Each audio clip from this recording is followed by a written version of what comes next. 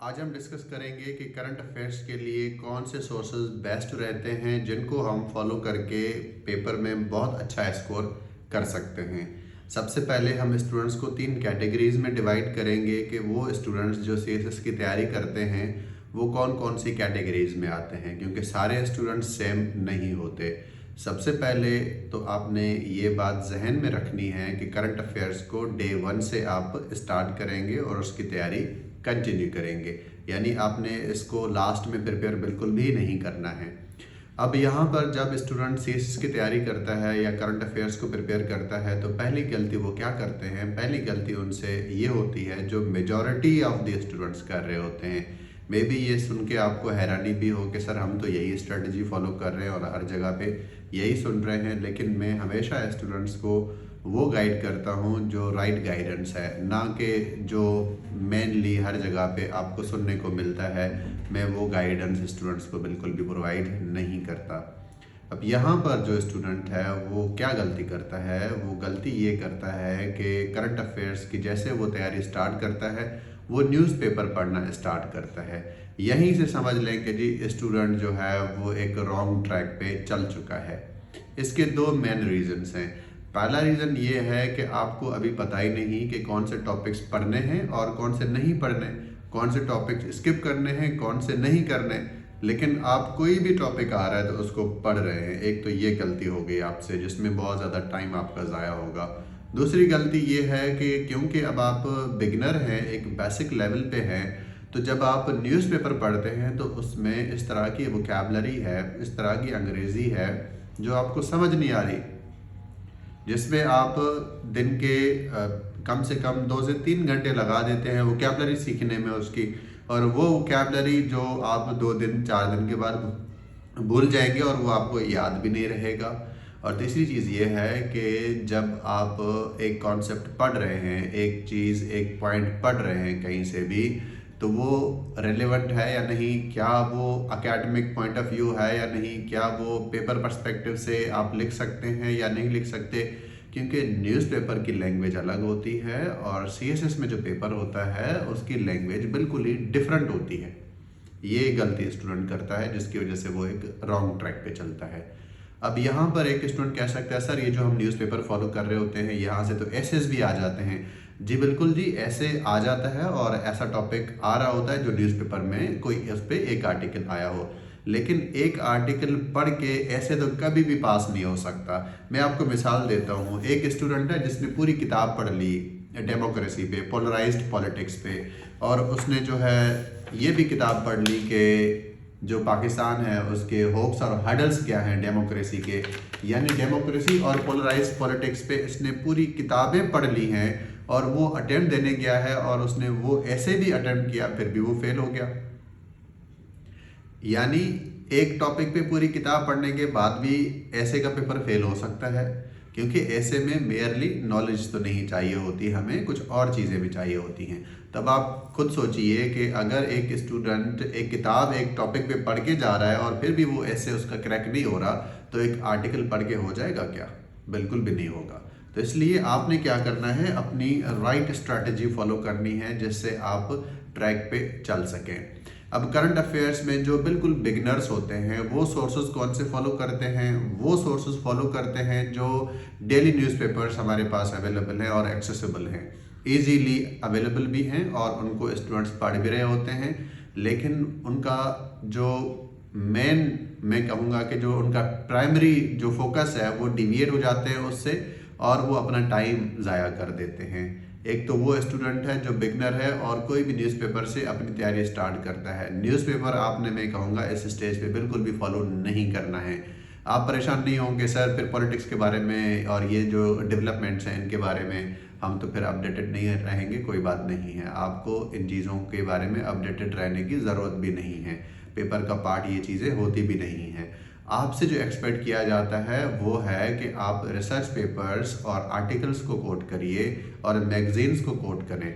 तो वो second stage है, वहाँ तक स्टूडेंट पहुँच ही नहीं पाता क्योंकि वो न्यूज़पेपर में इतना कंज्यूम हो जाता है कि उसको टाइम ही नहीं मिलता फिर बाकी चीज़ें करने के लिए। तो इसलिए आपने इसको अवॉइड करना है, आपने स्विच करना है न्यूज़पेपर से नहीं, बल्कि आपने स्विच करना है न्यूज़पेपर बिल्कुल भी नहीं पढ़ना, और आपने स्विच करना है towards research papers and articles. ये दूसरी कैटेगरी है स्टूडेंट की। पहले जो है वो बिगनर्स हैं जो न्यूज़पेपर पर रिलाई करते हैं, वो अपना पूरा टाइम जो है ज़ाया कर देते हैं। दूसरे स्टूडेंट्स वो हैं जो रिसर्च पेपर्स पे आते हैं और मैगजीन्स को पढ़ते हैं। ये स्टूडेंट जो है एक इम्पैक्ट क्रिएट करता है पेपर के अंदर। अब देखिए, जब भी आप करंट अफेयर्स का एक कॉन्सेप्ट प्रिपेयर करेंगे वो 360 पर्सपेक्टिव में प्रिपेयर करेंगे। वो रिसर्च पेपर्स, मैगजीन्स, आर्टिकल्स और मल्टीपल सोर्सेज को कंसल्ट करने के बाद एक टॉपिक आपका प्रिपेयर होगा। डेली बेसिस पे जो अपडेट्स आ रही हैं उनको आपने पढ़ने की ज़रूरत ही नहीं है, क्योंकि आपने न्यूज़ को फॉलो ही नहीं करना है, आपने कॉन्सेप्ट को प्रिपेयर करना है। जैसे आपका एक कॉन्सेप्ट है इकोनॉमी ऑफ पाकिस्तान। अब ये इकोनॉमी ऑफ पाकिस्तान को आप पूरा जो है प्रिपेयर करेंगे कि जी IMF क्या है, वर्ल्ड बैंक क्या है, ये मनी लेंडिंग इंस्टीट्यूशंस क्या हैं, ब्रिटेन वुड सिस्टम क्या है, इकोनॉमिक सिस्टम्स कितने हैं, हम कौन सा इकोनॉमिक मॉडल फॉलो कर रहे हैं, प्रोटेक्शनिज्म क्या है, मर्केंटिलिज्म क्या है। जो कंट्रीज आज डेवलप्ड हैं उन्होंने पास्ट में कौन से इकोनॉमिक मॉडल्स को फॉलो किया था, कैपिटलिज्म क्या है। इसी तरह से हमने ये देखना है कि जी कंपैरेटिव एडवांटेज क्या होता है। पाकिस्तान जो बार बार विशेष साइकिल ऑफ लोन्स में फंस गया है, इसके क्या रीजंस हैं।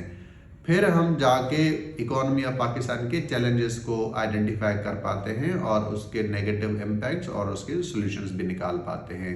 यानी आपने जो है एक पूरा कॉन्सेप्ट 360 पर्सपेक्टिव में प्रिपेयर करना होता है, ना कि आप सुपरफिशियली कोई भी एक आर्टिकल पढ़ें जिसमें बताया गया है कि जी पाकिस्तान के इंपोर्ट्स इतने हैं, एक्सपोर्ट्स ये हैं, रेमिटेंसेस ये आ रही हैं, FDI इतनी है।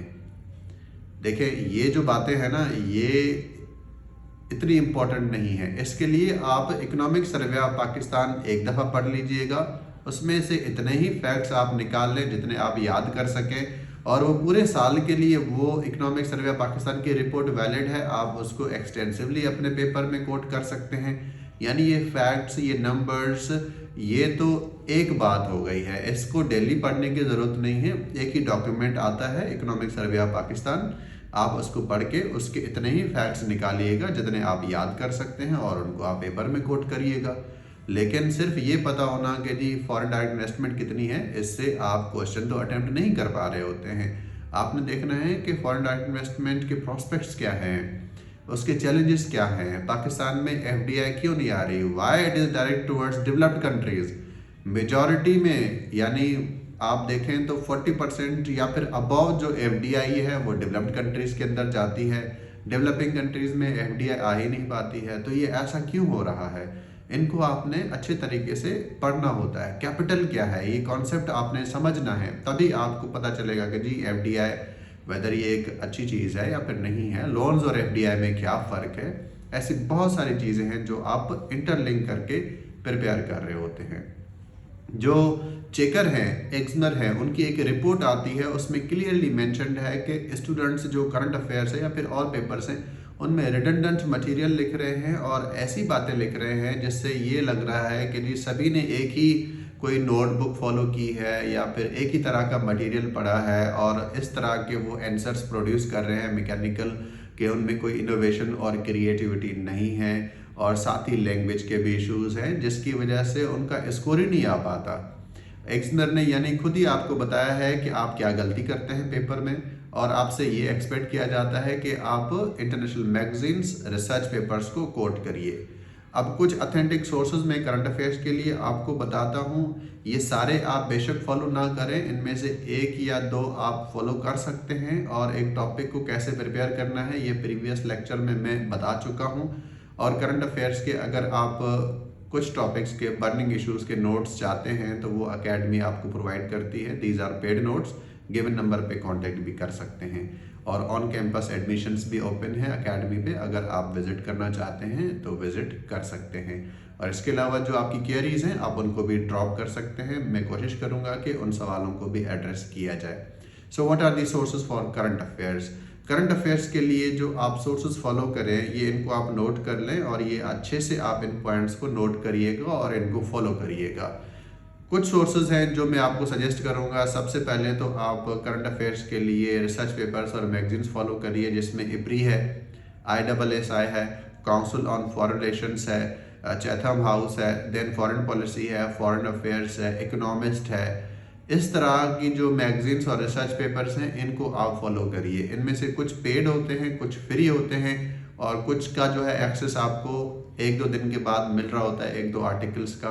तो आप इस तरह के अथेंटिक सोर्सेज को फॉलो कर सकते हैं। विकीपीडिया या फिर इस तरह का जो मटेरियल है इसको बिल्कुल भी आपने फॉलो नहीं करना है। हमेशा आप उस मटेरियल की तरफ जाएं जो प्राइमरी इंफॉर्मेशन हो, और प्राइमरी इंफॉर्मेशन जो होती है ना वो बुक्स होती हैं, यानी बुक्स जो है आपकी ये प्राइमरी इंफॉर्मेशन है। तो कोशिश किया करें बुक्स को पढ़ें। अब करंट अफेयर्स के लिए तो कोई किताब नहीं है तो आप क्या करेंगे, फिर सेकेंडरी सोर्सेज हैं रिसर्च पेपर्स और मैगजीन्स, आप उनकी तरफ जाएंगे। फिर जो टर्शरी सोर्सेज हैं अगर आप उनको कंसल्ट करते हैं तो आप क्या ओरिजिनल प्रोड्यूस कर पाते हैं, फिर आप ओरिजिनल प्रोड्यूस नहीं कर पाते और ओरिजिनलिटी को ही जो है रिवॉर्ड किया जाता है।